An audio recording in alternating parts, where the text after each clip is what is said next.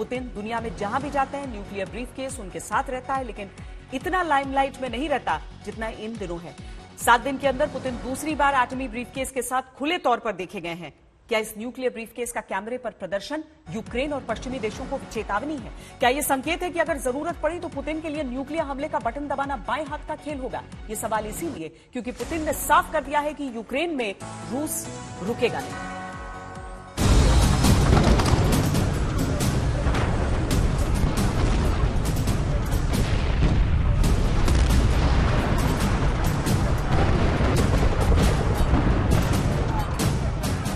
अपने nuclear briefcase की नुमाइश लगाकर पुतिन अमेरिका और पश्चिमी देशों को खुली चुनौती दे रहे हैं और 49 दिन बाद भी यूक्रेन पर हमले को रूस का राइट और अपना राइट चॉइस बता रहे हैं।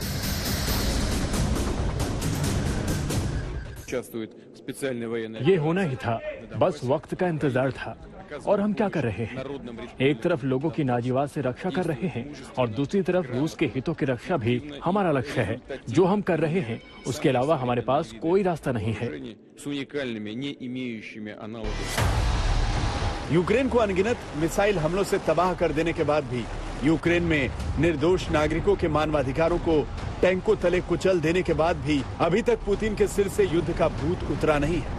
वो अब भी यूक्रेन के खिलाफ हमला जारी रखने की कसम खा रहे हैं।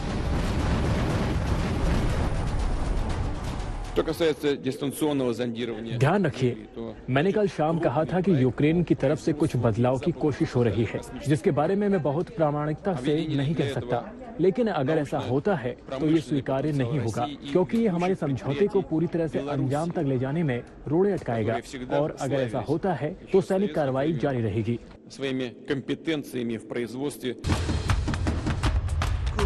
पुतिन कह रहे हैं कि यूक्रेन पर हमला करके अब तक रूसी फौज ने बहुत कुछ हासिल किया है, लेकिन 4 दिन का दावा करके 49 दिन बाद भी यूक्रेन से लड़ रही रूसी फौज को कौन सी कामयाबी हासिल हुई, ये बड़ा सवाल है।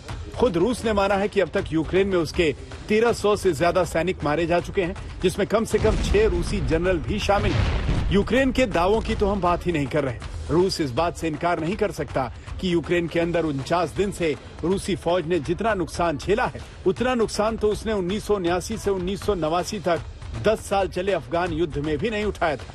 यूक्रेन के शहरों में अगर खंडहर बन चुकी इमारतें हैं तो रूसी फौज के तबाह हो चुके टैंक भी। लेकिन पुतिन अब भी इस युद्ध को अपनी बड़ी जीत बता रहे हैं। यूक्रेन में चल रहे मिलिट्री ऑपरेशन का मकसद बिल्कुल साफ है, ये अच्छे के लिए है और इसकी तरफ आपका ध्यान आकर्षित करना चाहता हूँ। जब मैंने देश के लोगों और सेना को संबोधित किया था तो मैंने हमारा उद्देश्य पहले से निर्धारित कर लिया था। हमारा मुख्य लक्ष्य डोनबास में लोगों की मदद करना है। पुतिन भले ही खुद को इस युद्ध का हीरो समझते हों, लेकिन असल में दुनिया की नजरों में वो विलन बन चुके हैं। यूक्रेन में रूसी फौज पर नरसंहार के आरोप लग रहे हैं और इसके सबूत दुनिया यूक्रेन की तबाही में देख रही है। कीव प्रांत में जहां 64 किलोमीटर लंबे रूसी काफिले ने लंबे वक्त तक डेरा डाला था, वहां रूसी फौज की वापसी के बाद अब तक 700 से ज्यादा शव निकाले जा चुके हैं।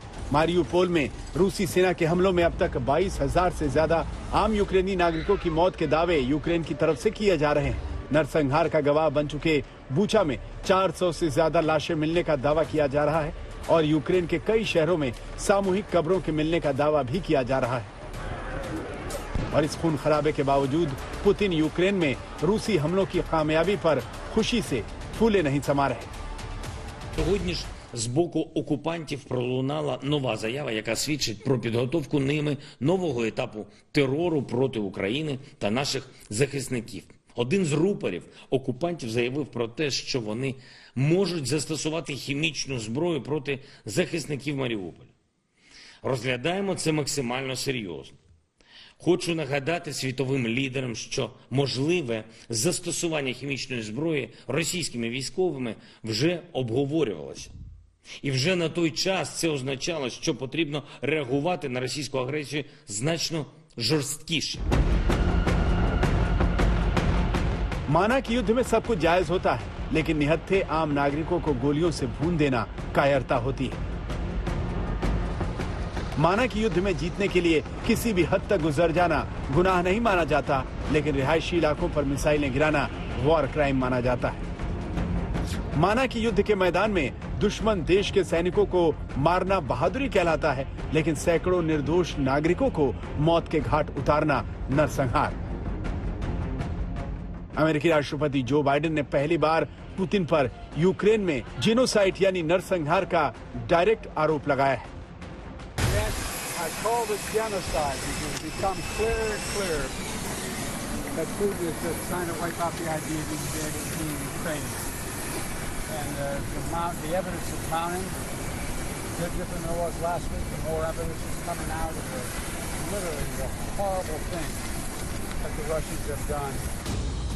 पुतिन पर बाइडेन के इन आरोपों की गवाही यूक्रेन के शहर दे रहे हैं, जहां रूसी फौजों ने तबाही के साथ साथ आम नागरिकों का खून बहाया है।